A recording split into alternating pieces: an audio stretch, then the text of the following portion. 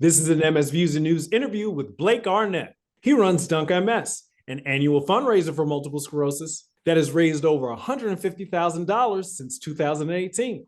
His mom had MS, and we're going to talk about how having a parent with MS can shape the child's legacy. And we're going to get into that right after the jump.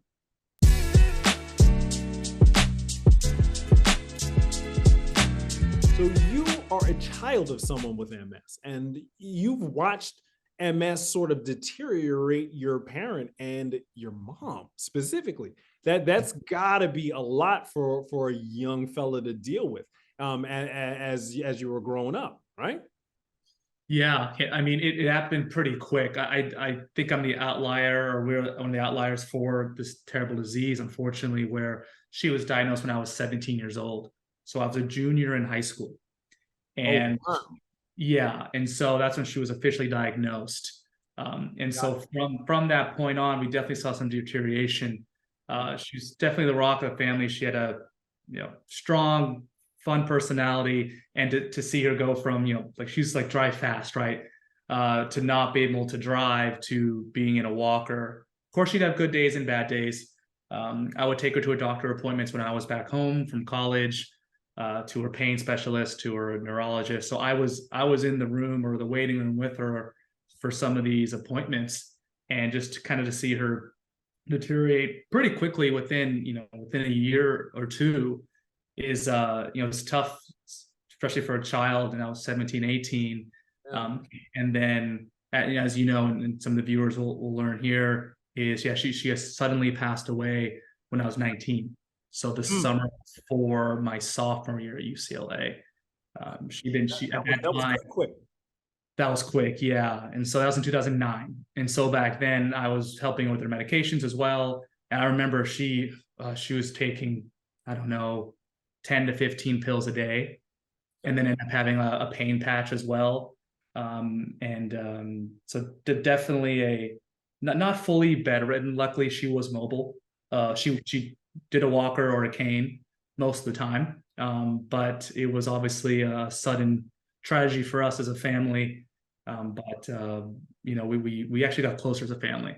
So I know that's what I'm saying. Like, how has even such an impactful medical condition bring you all closer? Because most of the time we hear the perspective of people with MS, or people who are medical professionals with MS. However, we seldom hear from the caregivers, and then we even seldomly, that is not a word, even more seldom hear from the periphery family members, like the children and the cousins and the people who are in the home and know the person, but see the person change. Like, how has this all sort of even begun to come together for you?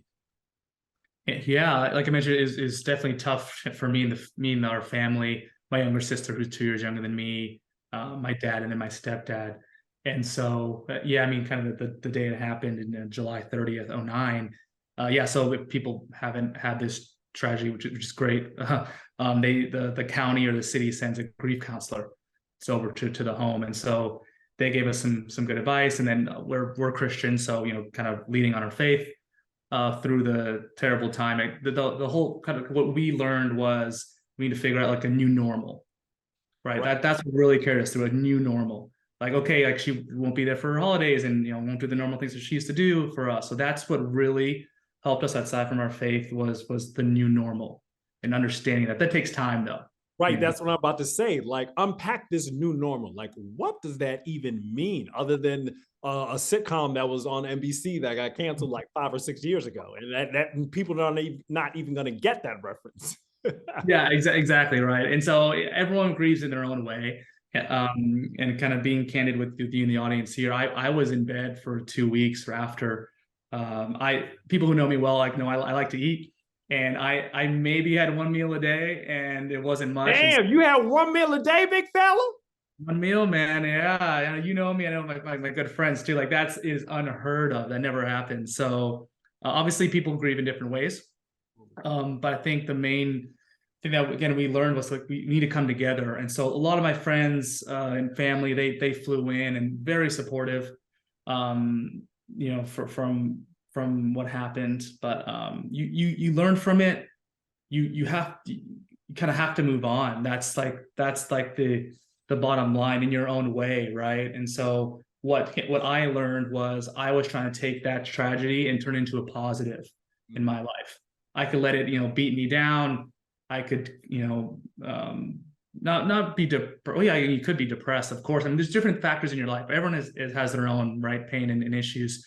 For me, I thought, hey, she was a strong woman. I cannot, I need to keep her legacy going.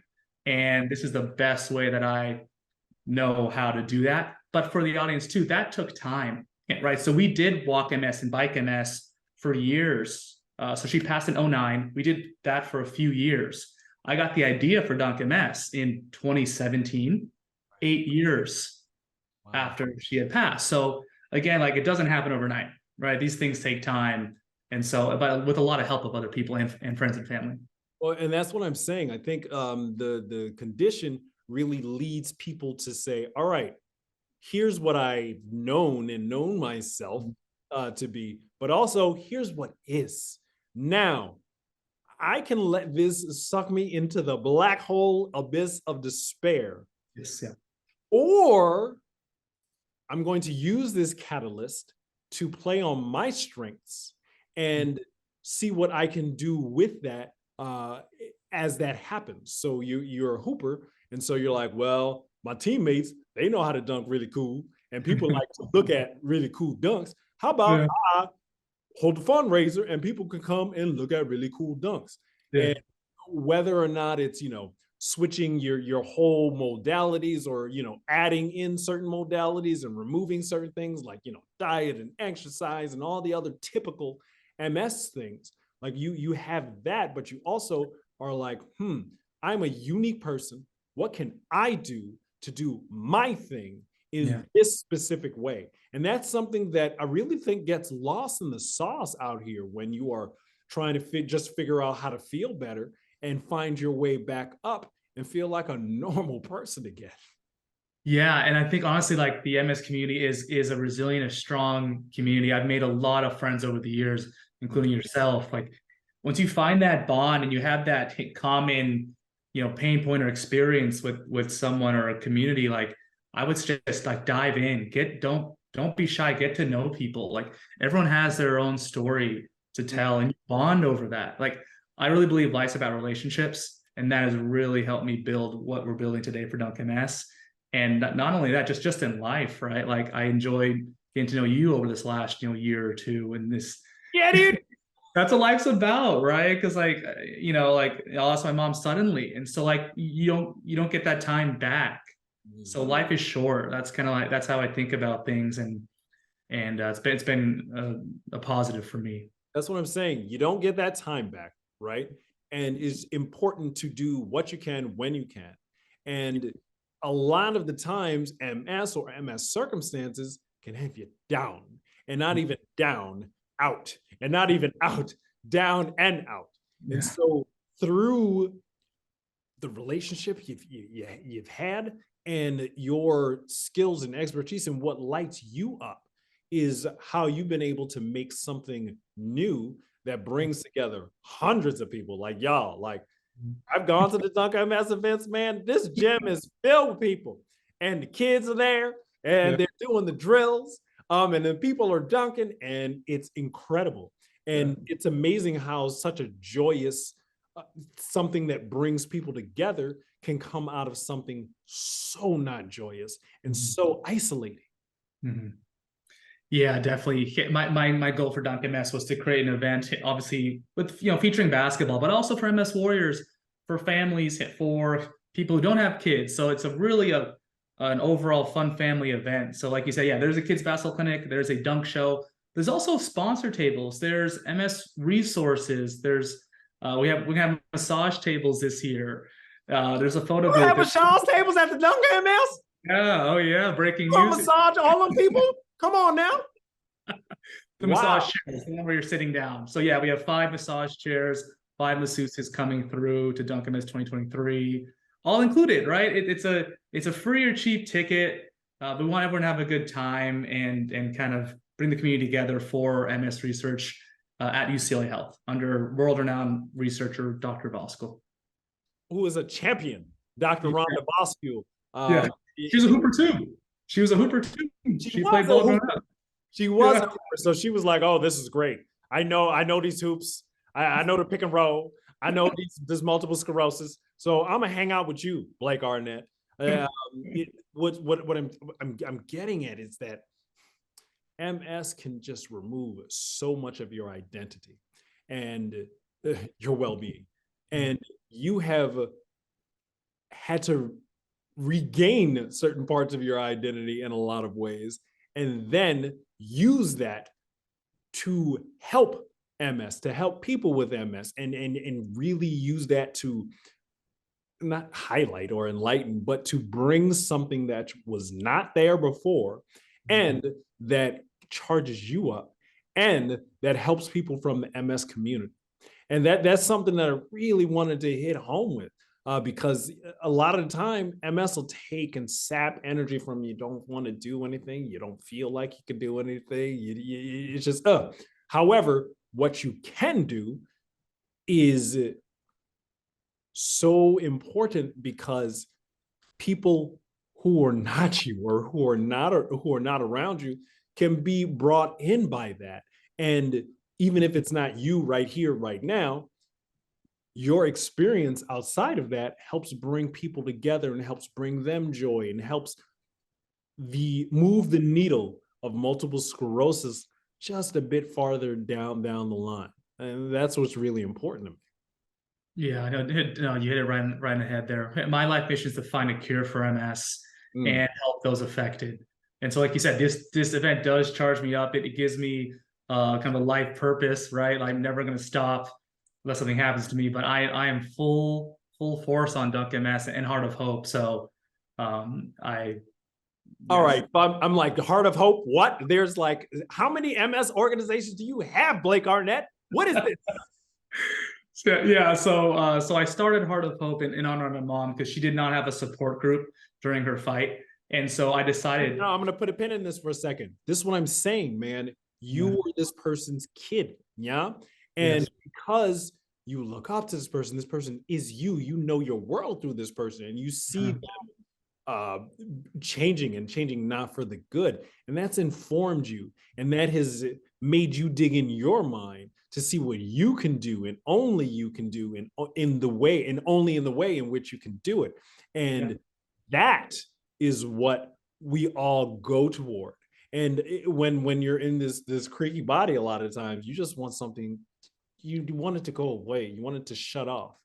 And what I'm living, what you are living, is that as much as you want it to go off, if it remains on, it's a catalyst. It helps shape how you do what you do. And when how you do and what you do is shaped by such a strong influence, you have a strong effect, a strong reverberation that can touch so many people in so many ways. It's really special and wonderful. What is the next thing for you and Blake, you and Dunk MS? It's Dunk MS 2023, and so we finally announced it. It'll be May 20th at UCLA, and so we are hoping to, like you mentioned before, pack the gym there at UCLA, and our goal is to raise $63,000. Woo! I chose that number specifically this year because last year we raised 48. My mom would have turned 63 this year. And so I thought, hey, why not go for 63K? We can do it. We were close last year, so we're gonna try to make it happen. Lovely, man. No, thank you for sharing some of your story and your drive to help find a cure for MS, and how having a parent with MS has shaped you from your smaller years to your adolescent years, and how you've sort of taken that and really been able to shape your understanding of how you can help people, and how you can affect change in the multiple sclerosis world. Thank you, Blake. Of course. Thank you for talking to me today. I'm really excited to see where the research takes us as well, and help anyone who's affected as well. So yeah. Absolutely. And thank you all for watching, and we'll see you on another MS Views Now. Thanks for watching, y'all.